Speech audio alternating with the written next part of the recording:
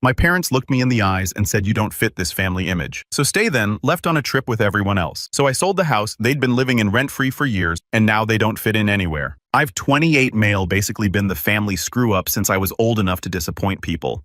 You know that family dynamic where there's the golden child and then there's, well, the other one. Yeah, that's me. My brother Joseph is 2 years older and has been the star of the show since day one.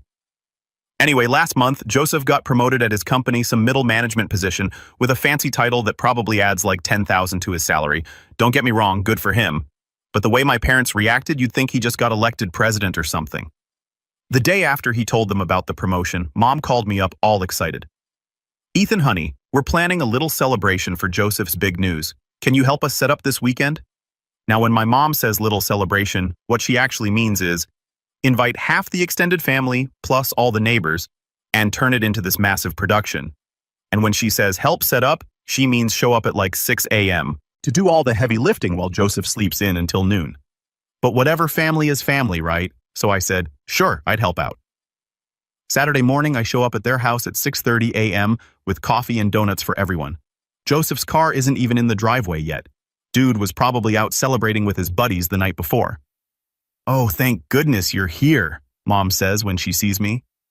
"We need to get the backyard completely rearranged before the caterer arrives at 10 o'clock. So for the next 4 hours, I'm basically doing manual labor. My back is killing me, but I keep going because this is apparently my role in the family. The helpful one who doesn't complain. The party itself was actually pretty nice. I'll give them that. Good food. Everyone seemed to be having a good time. Around 300 p.m. people started doing toasts. Uncle Mike went first with some speech about hard work and dedication paying off. Then Dad tapped his fork against his glass to get everyone's attention. The whole backyard went quiet and all eyes turned to him. Before we wrap this up, he said with this huge grin on his face, "Your mother and I have one more surprise to share." I was standing near the back with a trash bag in my hand, picking up empty plates. Figured maybe they were going to give Joseph some money for a down payment on a house, or help him buy a new car. Something nice, but not too crazy. What came next, though? Man, I should have seen it coming, but I really didn't. We've decided to take the whole family on an European cruise to celebrate Joseph's achievement. The crowd absolutely lost their minds. People were clapping and cheering, hugging each other, already talking about how amazing it was going to be. I'm standing there still holding the trash bag thinking, okay, cool, this sounds awesome. When do we leave? I started mentally going through my client schedule, figuring out which projects I could wrap up early and which ones I'd need to postpone. After a few minutes of congratulations and excited chatter, I walked over to where my parents were still getting mobbed by relatives wanting details about the trip. I waited for a break in the conversation and then said, "Hey Mom, Dad, this sounds incredible. When's the departure date? I need to clear my calendar and figure out the work situation." The look that crossed Dad's face. I should have known right then something was off. Like I just asked him for his kidney or told him I was joining a cult. Mom got this weird expression too, like she was trying to solve a math problem in her head. "Oh," Dad said, and I could tell his whole tone had changed. "Oh, Ethan." That's when I knew. Before he even finished talking, I knew exactly what was about to happen. But I asked anyway because what else do you do in that situation? "What do you mean?" "Oh, Ethan." The backyard hadn't gone completely quiet, but it definitely felt like people were starting to pay attention to our conversation. My cousin Casey was standing nearby, and I saw her take a step closer like she could sense drama brewing. Well, honey, Mom jumped in trying to sound gentle but somehow making it worse. "We just didn't think you'd really want to come on something like this. Why wouldn't I want to go on a family vacation?" Dad cleared his throat. "Honestly, Ethan, you've never really fit in with the rest of us anyway. This trip is for family members we're actually proud to be seen with." I swear every conversation in that backyard stopped. So there I am, standing in the middle of this backyard party with a trash bag in my hand. And my dad just told me I'm not the kind of family member they're proud to be seen with in front of like 30 people. The silence was so thick, you could cut it with a knife. I could feel everyone staring at me, waiting to see how I'd react. My cousin Casey looked like she wanted to punch somebody. A few of the older relatives were doing that thing where they suddenly find their shoes really interesting. But you know what? I didn't lose it. Didn't start yelling or throw the trash bag at his head or storm off dramatically. I just stood there nodding like he'd told me the weather forecast. "Right," I said. Mom jumped in real quick, trying to do damage control. "What your father means, sweetie, is that someone needs to stay behind and keep an eye on things here. You know, water the plants, get the mail, make sure everything's secure." Plus Dad added, "Apparently not done destroying me yet." This cruise is going to be very social. Lots of networking opportunities, meeting new people, formal dinners. That's just not really your scene, you know. Joseph finally spoke up, but not to defend me or anything. Yeah, man, it's going to be pretty intense. Like 12-hour days sometimes with all the excursions and stuff. Might be better if you just chill here. I wanted to ask what exactly made them think I couldn't handle meeting new people or eating dinner in a nice restaurant, but honestly, what was the point? They'd already made it clear how they saw me. The worst part was listening to other people start to agree with them. Aunt Linda nodded and said, Ethan's always been more of a homebody anyway. Uncle Mike chimed in with, yeah, someone responsible should definitely watch the house. But I just kept nodding and saying, yeah, totally, because what else was I going to do? Have a meltdown in front of the whole family, give them even more reasons to see me as the unstable one. Casey walked over and stood next to me. This is really messed up, she whispered. It's fine, I told her, even though it obviously wasn't. The party kept going after that, but the energy was completely different, at least for me anyway. Everyone else seemed to move on pretty quick, going back to congratulating Joseph and asking excited questions about the cruise. Joseph was showing people pictures of the ship on his phone, pointing out which deck their cabins were on. Mom was already making packing lists and talking about what formal wear she'd need to bring. Meanwhile, I'm emptying ashtrays and folding up chairs like the hired help. Casey wasn't going either, but that was because she'd already planned a trip to visit her boyfriend's family that same week. At least she had a legitimate reason for not being included. Me, I was just not good enough, I guess. I excused myself and went inside to use the bathroom. But really, I just needed a minute to process everything. Stood in front of the mirror, trying to figure out how I felt about all this. Angry? Yeah, definitely angry, but also weirdly relieved. Like finally they just said out loud what I'd suspected for years, that I didn't really belong with them. Driving home to my apartment, I kept replaying Dad's words. Family members were actually proud to be seen with. That one's going to stick with me for a while, but here's the thing, they didn't know. And this is where the story gets interesting. That house they just partied in, the one they want me to house sit while they go on their family bonding cruise. Yeah, that's actually my house. My grandparents bought a modest house in 1987. After my dad lost his job in 2009, my parents moved in with them temporarily, which ended up becoming permanent. Grandpa died suddenly 5 years ago, and Grandma passed 6 months later. Grandpa left the house to me. Parents were shocked. But here's the thing, my parents were already living there, had been for years. All their stuff was there. They'd made it their home. It seemed cruel to just kick them out, especially right after losing both grandparents. So I made a deal with myself. I'd keep the house in my name but let them stay. They were family, right? And maybe having that security would help repair our relationship somehow. Looking back now, that might have been the dumbest thing I ever did. For 5 years I paid all the taxes and maintenance while they lived there rent-free. My parents never offered to help with any of it. Not once. They acted like they were doing me a favor by living there and taking care of the place. Meanwhile, I'm still renting my apartment, building my business slowly, basically living paycheck to paycheck while maintaining a house I don't even live in. Casey would bring it up sometimes. This is ridiculous, Ethan. You're subsidizing their entire living situation while they treat you like garbage. It's not that bad, I'd say, even though deep down I knew she was right. The really twisted part was how they talked about the house. Always our house this and our neighborhood that. They'd complain about property values or talk about renovations they wanted to do but never actually do anything about it because, hey, someone else was footing the bill. Last year when I was doing my taxes, I calculated how much I'd spent on that house since inheriting it. Between property taxes, insurance, and maintenance, it was over $35,000. $35,000 keeping my parents comfortable while they told everyone I was the family failure. The lawyer had given me all the original paperwork, which I kept in a filing cabinet in my apartment, but I never seriously considered doing anything about it until the party. See, there's something about being told you're not good enough to vacation with your own family that really puts things in perspective. Suddenly, all those years of paying for their housing while they treated me like a disappointment started to feel pretty ridiculous. The morning after the party, I was sitting in my apartment drinking coffee and thinking about their cruise plans. 2 weeks in Europe probably cost them 15 grand easy. Money they had because they weren't paying rent or property taxes or home repairs. That's when I pulled out the filing cabinet and started looking through all the house paperwork again. The deed was crystal clear. Ethan Morrison, sole owner. The insurance policy had my name on it, property tax bills addressed to me. For 5 years, I'd been the legal owner of that house while living like a broke college student in a one-bedroom apartment, supporting their lifestyle while they planned family vacations I wasn't invited to. I called Casey around noon. Hypothetically, I said what would happen if I wanted to sell Grandpa's house. Hypothetically, you'd become about $200,000 richer based on current market values in that neighborhood. Why? Just curious. I looked around my cramped apartment, kitchen barely big enough for one person, no dining room, windows that faced a brick wall. Meanwhile, my parents were living in a 3-bedroom house with a big backyard and 2-car garage. About a lot of things I said. We talked for about an hour. Casey had always been the one person in my family who saw the situation clearly. She knew about the house ownership had been there when the will was read, but she also knew I was too nice for my own good. Casey had been quiet for a while, then she finally spoke.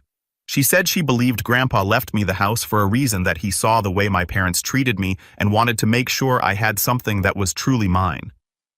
I shrugged it off at first, gave her a half-hearted maybe, but she wasn't having it. According to her, Grandpa used to complain about how unappreciative my parents were. Said I was the only one who ever visited just to spend time with him, not because I wanted anything. That hit harder than I expected. Looking back, she wasn't wrong. I used to swing by every few weeks, help him with the yard, listen to his stories about working construction or raising kids in the 80s.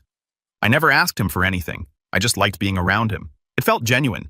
Casey wasn't done. She said Grandpa once mentioned that he hoped giving me the house would help me learn to stand up for myself, that maybe owning something real would give me the push I needed to grow a spine. I didn't respond right away. I just sat there staring at the property deed on the coffee table, my name printed across the top like it meant something.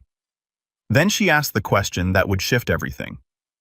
What was I going to do about it? I didn't have an answer yet, but the ideas were starting to come together. So the next 2 weeks before their departure were pretty much torture. Every family group text was about cruise preparations. Every phone call included updates about shore excursions and dinner reservations. And I got exactly 0 of these messages because apparently houses sitters don't need to know about family vacation details. Joseph posted constant updates on social media about getting his passport renewed and buying new luggage. Mom kept calling Aunt Linda to coordinate outfits for formal night. Dad was researching European electrical adapters like he was planning a NASA mission. The really fun part was watching them stress about leaving their precious house unattended. Mom must have called me 6 times the week before departure with random instructions. Make sure you check all the locks every night.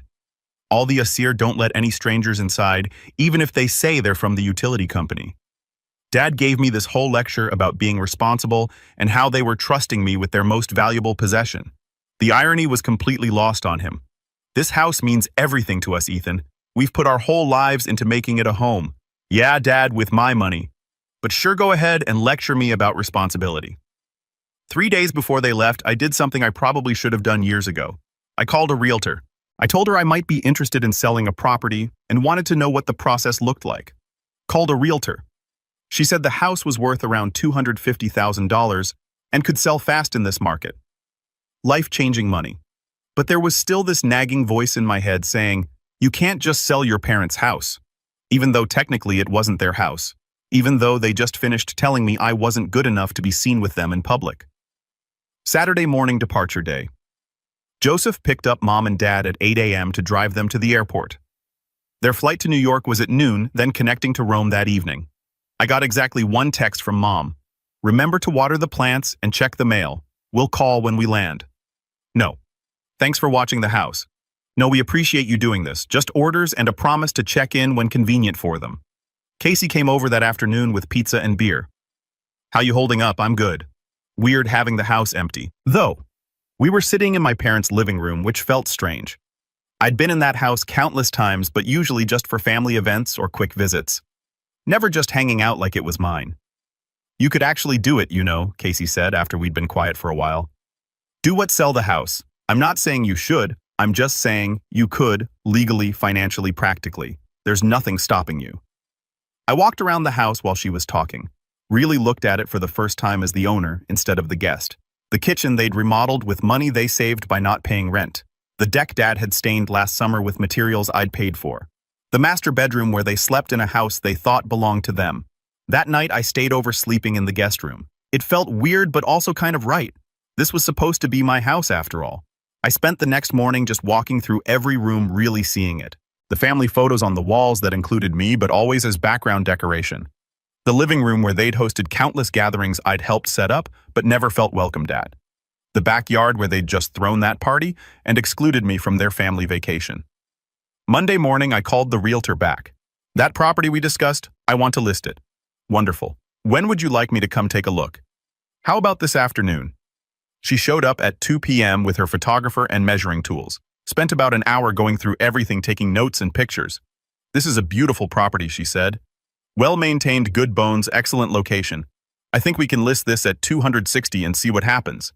How soon can you have it on the market? I can have the listing live by Thursday morning if you want to move that quickly. Thursday morning. My family would be somewhere over the Mediterranean posting photos of their amazing vacation while I handled things back home.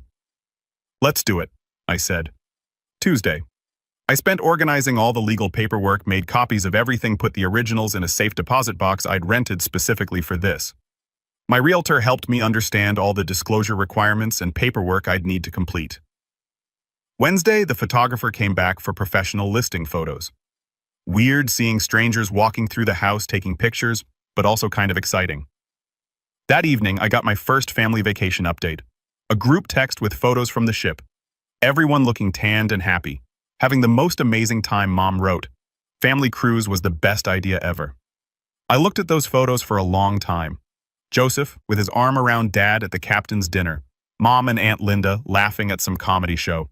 Everyone dressed up and looking like they belonged in a travel brochure. The family that I wasn't proud enough to be part of. By Friday afternoon, we had 4 offers. All cash, all above asking price. Sunday morning, I accepted an offer from a young couple with twin babies. They seemed nice, excited about the neighborhood planning to turn the guest room into a nursery. Casey came over to celebrate with takeout Chinese food. How does it feel, Scary? Exciting. Like I'm finally doing something for myself instead of just accepting whatever they decide I deserve. Your grandfather would be proud. Yeah, I think he would be. 3 days later, while my family was posting pictures from some Roman museum, I signed the purchase agreement. 2 weeks until closing, 2 weeks until they came home to discover their house belonged to someone else. I couldn't wait to see their faces. The really tricky part was dealing with all my parents' belongings. Like they had 30 years worth of accumulated stuff in that house. Furniture, clothes, kitchen equipment, photo albums, Dad's workshop in the garage, Mom's craft room. I couldn't just leave it all there for the new owners. But I also couldn't exactly ask my parents what they wanted to keep while they were sipping drinks on a cruise ship. So I hired a moving company, told them it was a family relocation situation, and I needed everything packed up professionally and put into storage. Cost me about $2,800, but honestly, it was worth it not to have to go through all their personal stuff myself. The moving guys showed up on a Wednesday morning with a huge truck and about 6 workers. I gave them instructions to pack everything except basic furniture that came with the house originally. Keep family photos, personal items, anything that looked sentimental or valuable. It was surreal watching strangers wrap up my parents' entire life. Mom's collection of ceramic angels that she'd been building for 20 years. Dad's vintage beer mug collection that he displayed in the den. The china cabinet with dishes they only used for holidays. One of the movers asked me where I wanted them to put a box of photo albums. Storage unit. I said, everything goes to storage. You sure you don't want to keep any of this stuff? I looked at the photo albums. Probably hundreds of family pictures in there. Vacations, birthdays, graduations, Christmas mornings, memories of a family that had just told me I wasn't good enough to vacation with them. Nah, I'm good. The whole packing process took about 8 hours. By evening, the house was basically empty except for the appliances and basic furniture. It looked completely different without all their personal touches. Bigger somehow, but also kind of sad. I spent that night in the empty house one last time, ordered pizza and ate it sitting on the kitchen floor since all the dining room furniture was gone. Tried to imagine what it would have been like growing up here, feeling like I actually belonged. The storage unit I rented was one of those big climate-controlled ones across town. I paid for 6 months up front and kept the only key. Figured that was generous enough considering they were getting free storage for household items from a house they didn't even own. My parents' flight was supposed to land Wednesday evening, so the timing was cutting it close but doable. That morning I woke up feeling weird. Not nervous exactly, but like I was about to cross some line I couldn't uncross. Once those papers were signed, that was it. No going back. Casey texted me around 10 a.m. Today's the day. You ready for this? As ready as I'll ever be. Want me to come to the closing for moral support? Nah, I got this, but thanks. The closing was at some lawyer's office downtown. Really fancy place with marble floors and dark wood paneling made me feel like I was doing something important and official. When we got to the financial section, I almost choked. After realtor fees, closing costs, and various taxes, the net proceeds came to $247,800, more money than I'd ever seen in my life. How would you like to receive the funds wire transfer to my checking account? I guess we can do that. It'll be processed today and should show up in your account by tomorrow morning. After everyone else left, I sat in my car outside the lawyer's office for like 20 minutes, just processing what had just happened. I'd sold my family's house, my grandfather's house, the house I'd inherited and maintained for 5 years while being treated like a disappointment. It was done. No more property taxes, no more maintenance costs, no more subsidizing my parents' lifestyle while they excluded me from family activities. My phone buzzed with a notification from my banking app. Large deposit pending. $247,800, $250,000 from a house my grandfather left me because he wanted me to have security and stability. I drove to the storage unit to drop off the key and access information. Left it in an envelope with a note. Your belongings are in Unit 247B, paid through January. Code is 0925, same as Joseph's promotion date since that seemed important to everyone. Then I went home to my apartment and waited. Wednesday evening I got a group text from Joseph. Landed. Amazing trip. Can't wait to tell everyone about it. Heading home now. I turned off my phone and went to bed early. Tomorrow was going to be interesting. Thursday morning, I woke up to 17 missed calls and about 30 text messages. It was time for the homecoming. First call came in around 6:30 p.m., Wednesday, probably right when they pulled into the driveway and saw unfamiliar cars parked there. Then a rapid-fire series of calls and texts. As the situation escalated, Joseph's messages started confused. Dude, there are people in the house, then worried. Ethan, call me back. Something's wrong. Then angry. What the hell is happening? Answer your phone. Mom's texts were all panic mode. Ethan, please call immediately. There's been some mistake. These people say they own our house now. I don't understand what's happening. Dad's voicemails got progressively more furious. Started with demanding explanations, moved into accusations about how I must have screwed something up, ended with threats about what would happen when he figured out how to fix this mess. The best part was reading between the lines and imagining the scene. Picture this. They roll up to their house after 2 weeks of luxury cruise dining and European sightseeing, probably talking about what a great time they had bonding as a family. Dad's got a tan. Mom picked up some Italian leather purse. Joseph's already planning his next vacation. Then they see Mark's Honda Civic in the driveway, where Dad's truck should be parked. Maybe some kids' toys on the front lawn, different curtains in the windows. I bet Dad's first instinct was to march up and demand these trespassers explain themselves. Can you imagine Mark answering the door, probably holding one of his twin babies, confused about why these people think they live in his house? The police got called at some point Wednesday night. I could tell because one of Dad's later voicemails mentioned talking to officers who confirmed the sale was legal, but couldn't explain how it happened. By Thursday morning, the tone of the messages had shifted. Less confusion, more rage. They'd clearly figured out that I was involved somehow, even if they didn't understand the full scope yet. I let them stew for most of the morning while I handled some business stuff. Around noon, I finally called Dad back. He answered before the first ring finished. Ethan, what the hell is going on? There are strangers living in our house. Hey Dad, how was the cruise? Don't you dare play games with me right now. We just got back and some family is claiming they bought our house. The police said it was a legal sale, but that's impossible. Actually, Dad, it's not impossible. I sold the house. Silence. Then I sold my house. You know the one Grandpa left me 5 years ago. Found a nice family who wanted to buy it. Ethan, that's our house. We've lived there for 15 years. You lived there in my house that I inherited that I legally own. Well owned, past tense now. There was a long stretch of silence on the other end. I could almost hear him trying to make sense of what I just said, trying to piece together how it all happened without him knowing. He finally spoke, voice tense and shaken, telling me I couldn't just sell someone else's house, that it was insane that I needed to fix it immediately, but there was nothing to fix. The sale was done. The paperwork signed, new owners already settling in, the money had already hit my account. There was no going back. That's when he made this strangled sound like someone had punched him in the stomach. The reality was finally sinking in.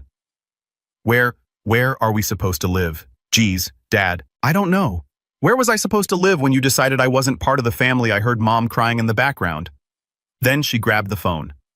Ethan, honey, please tell me this is some kind of mistake. We can't be homeless. Where are we supposed to go? Well, Mom, you've got all those family members you're so proud to be seen with. Maybe one of them can help you out. You know, the ones from the cruise I wasn't good enough to join? This is different, Ethan. We need somewhere to live, and I needed to feel like I belonged in my own family. Guess we don't always get what we need. Joseph tried the guilt trip approach, talking about family bonds and how we needed to work together to solve this. Pretty rich coming from the guy who didn't say a word when they excluded me from their family bonding cruise. The whole conversation lasted maybe 20 minutes before I got tired of the circular arguing and hung up. Blocked their numbers immediately afterward because I wasn't interested in round 2. The peace didn't last long, though. Friday afternoon, I was working from home when someone started pounding on my apartment door like they were trying to break it down. I looked through the peephole and saw my entire family standing in the hallway. Mom, Dad Joseph, even Aunt Linda was there. I opened the door but kept the chain lock on. Dad demanded I open up immediately using that authoritative voice from when I was a kid. I told him I was fine, talking through the chain. Mom started crying again about how I'd destroyed their lives. Joseph tried playing the reasonable mediator, saying we needed to fix the situation together. Dad pushed forward like he was planning to force his way in, but I made it clear he was staying put. That's when the real yelling started. Dad going off about ingratitude and family loyalty, how they'd raised me and put a roof over my head. I reminded him it was my grandfather's roof. Joseph joined in, calling me childish and selfish. Even Aunt Linda was shaking her head, calling me heartless. The neighbors started coming out to see what all the commotion was about. Mrs. Harrington from next door was watching like this was premium entertainment. The situation was getting out of hand. I told them loud enough to cut through the yelling that they needed to leave immediately. Dad refused, saying they weren't going anywhere until I fixed this mess. So I pulled out my phone and called 911, put it on speaker so they could all hear me report several people refusing to leave my apartment and causing a disturbance. When the dispatcher asked if I was in danger, I said no immediate threat, but they were being aggressive and wouldn't leave when asked. The hallway went completely silent, watching me give my address to the police. I told my family officers would be there in 10 minutes, and it was their choice whether to still be there when they arrived. Mom whispered something about calling police on family. I reminded her she'd called me someone she wasn't proud to be seen with. Dad looked like he wanted to keep arguing, but Joseph grabbed his arm and said they were leaving. Dad turned back at the elevator with some threat about this not being over. I told him it really was over and watched them disappear. Called 911 back to cancel the officers since the situation was resolved. Casey came over that afternoon with takeout and congratulations. She'd heard through the family grapevine that my parents had spent Wednesday night at Joseph's apartment and were currently trying to figure out temporary housing arrangements. Apparently, the family group chat had exploded with theories about what happened. Some people thought it was identity theft or fraud. Others wondered if I'd had some kind of mental breakdown. A few relatives were actually asking questions about how exactly my parents had been living in a house they didn't own. The fallout spread pretty quickly through the extended family network. Aunt Linda called her husband asking if they knew I owned the house. Uncle Mike started wondering why my parents never mentioned paying rent to anyone. Cousins were digging through old conversations, trying to figure out when this ownership transfer had happened. By Friday, the story had evolved into this dramatic tale of family betrayal, with my parents positioned as the victims of my sudden cruel streak. Mom was telling people I'd had some kind of psychological break and turned against the family for no reason. But Casey was also hearing a different narrative from some relatives. Questions about why a 28-year-old was maintaining a house for his parents without compensation. Comments about how the cruise exclusion had been pretty harsh. Speculation about whether there was more to this story than my parents were sharing. The really interesting development came over the weekend. Joseph posted on social media about the difficult family situation they were dealing with, asking for prayers and understanding during this challenging time. Carefully worded to make himself look sympathetic without admitting any details. But the comment section told a different story. Several people asked why Ethan wasn't included in any of the cruise photos. Others mentioned how I'd seemed upset at the promotion party. A few family friends started putting pieces together and asking uncomfortable questions. Monday morning, I got a call from my parents' insurance company asking about the property transfer and whether coverage needed to be updated. Apparently, my parents had tried to file some kind of claim related to their belongings, not realizing they were no longer the homeowners. That same day, a lawyer called saying he represented my parents and wanted to discuss the property sale. I told him to put any communication in writing and hung up. Doubt they can afford a real lawyer anyway. Probably just some consultation they got to scare me. Tuesday, I heard through Casey that my parents had found a rental apartment across town. Nothing fancy. 2-bedroom place in a complex near the highway. Quite a downgrade from the suburban house with a big backyard and two-car garage. Joseph was apparently handling the logistics since my parents were too overwhelmed to deal with rental applications and security deposits. He'd been staying home from work helping them get settled, which probably wasn't great for his new promotion responsibilities. The storage unit situation added another layer of complexity. I'd left the access information, but my parents were having trouble accepting that all their belongings were packed away in boxes instead of carefully arranged in their familiar spaces. Mom kept calling the storage facility asking questions about temperature control and security cameras. Dad wanted to know if they could install additional locks or upgrade to a bigger unit. They were treating it like permanent housing instead of temporary storage for items from a house they no longer owned. By the end of that first week, the reality was setting in for everyone. This wasn't some misunderstanding that could be resolved with phone calls and family meetings.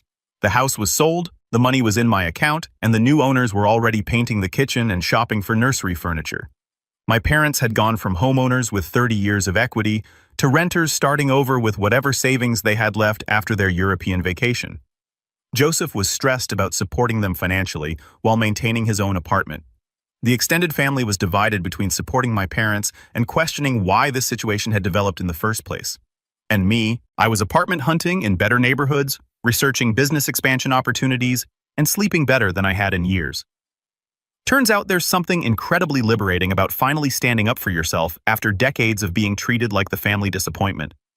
Who knew that refusing to be useful could feel so satisfying?